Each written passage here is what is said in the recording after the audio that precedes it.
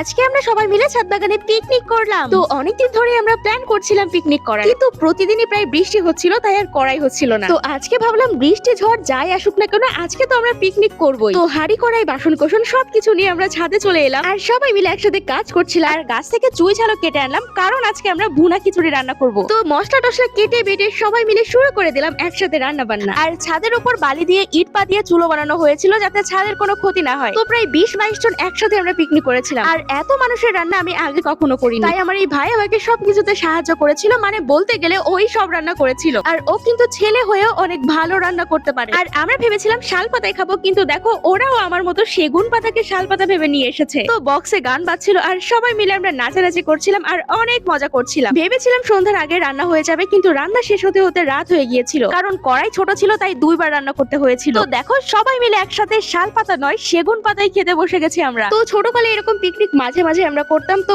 অনেকদিন পর এরকম একটা পিকনিক করে বেশ মজাই হয়েছে। তো তোমরা কে কে সবাই মিলে এভাবে পিকনিক করেছে কমেন্টে জানাতে ভুলো না কিন্তু। আর ভিডিওটা ভালো লাগলে একটা সাবস্ক্রাইব করে যেও।